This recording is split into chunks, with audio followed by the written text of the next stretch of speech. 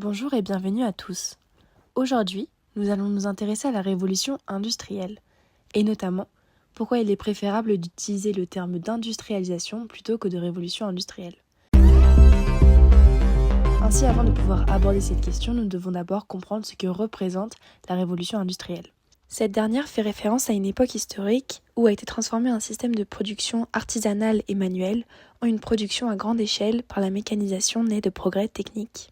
Nous retrouvons alors son début à la fin du XVIIIe siècle en Grande-Bretagne, notamment par la marque symbolique de l'invention de la machine à vapeur par James Watt, une machine qui va permettre la mise en œuvre du machinisme.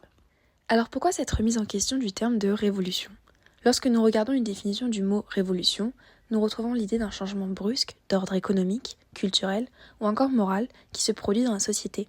Ainsi, ce terme est en premier temps en accord avec cette période, puisqu'il y a eu beaucoup de changements, notamment grâce à l'invention de différentes machines qui ont engendré un essor dans l'industrie et un décollage économique pour les pays touchés.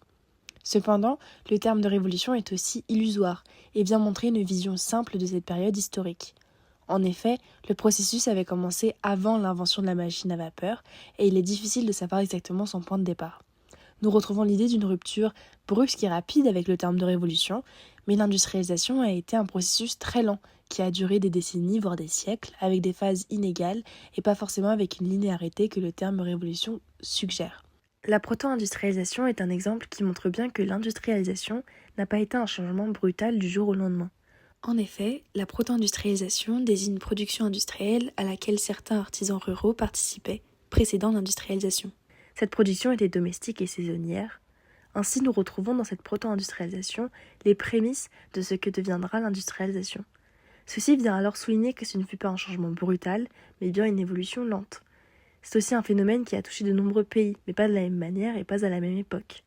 Ainsi, le terme de révolution et sa généralité ne montrent pas la diversité du phénomène sur les différents pays. En effet, l'industrialisation a commencé en Grande-Bretagne à la fin du XVIIIe siècle, dans les années 1780. Cependant, cette dernière n'a débuté en France qu'à partir du XIXe siècle.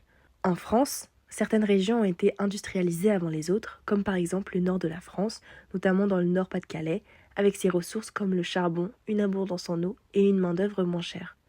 Ainsi, nous pouvons voir que l'industrialisation est un processus complexe qui dépend de plusieurs facteurs, comme par exemple la géographie, les ressources disponibles, la main-d'œuvre. De plus, nous parlons de plusieurs révolutions industrielles, ou encore une révolution industrielle en deux phases. Ainsi, le terme de révolution au singulier n'est pas assez précis et ne prend pas en compte les évolutions différentes. La première révolution se déroule pendant le XIXe siècle, avec l'invention notamment de la machine à vapeur, mais nous trouvons aussi une seconde révolution plus tard, avec l'invention de l'électricité. Plus récemment, lors des années 1970, une troisième révolution a débuté, dite révolution numérique, avec l'invention des ordinateurs. De même, l'industrialisation n'a pas remplacé, comme le suggère le terme de révolution, les autres secteurs, mais a modifié leur fonctionnement. En effet, dans le secteur agricole, cette dernière a permis de nombreuses inventions comme la moissonneuse mécanique. Ces inventions vont permettre une facilité aux travailleurs, mais aussi une plus grande quantité de production.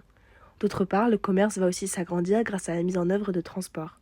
Ces changements viennent souligner le fait que l'industrialisation n'est pas un phénomène isolé, mais bien un phénomène qui touche l'ensemble de la société. Nous pouvons aussi évoquer le fait que l'industrialisation a eu de nombreuses conséquences sur le long terme.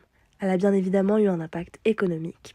Grâce à la mécanisation, les méthodes de production deviennent plus rapides, ce qui permet un meilleur rendement. Le profit réalisé est alors investi dans la création de nouvelles usines, ce qui engendre une multiplication des usines et donc une augmentation de l'essor de l'industrie. Ceci a notamment créé un système d'économie particulier, le capitalisme, qui de nos jours est le système politique de nombreux pays, dont l'idée repose sur la recherche de profit et la propriété privée des moyens de production. L'industrialisation vient aussi susciter de nombreux changements dans le rapport au travail et la composition de la société. Nous retrouvons notamment la création de deux classes sociales, les industriels bourgeois et les ouvriers. Les industriels bourgeois, qui sont les propriétaires des usines et les patrons. Cependant, ceci crée des inégalités. Les ouvriers travaillent dans de très mauvaises conditions, ils sont dans des locaux sales, bruyants, où ils doivent effectuer des tâches répétitives et fatigantes. De plus, l'industrialisation a aussi un impact environnemental. En effet, la combustion du charbon a causé en partie la pollution de l'air, et le rejet des déchets toxiques non traités dans les rivières ont provoqué par la suite la pollution de l'eau. Ainsi, l'industrialisation touche aussi la population de manière négative. Pour conclure, le terme d'industrialisation permet de montrer le processus complexe et lent qui a touché de nombreux pays lors du XVIIIe et XIXe siècle. Il permet aussi de définir les impacts, qu'ils soient bénéfiques ou négatifs, et vient étayer de manière réaliste tout ce que ce processus a engendré pour ces différents pays en montrant la diversité de ce phénomène.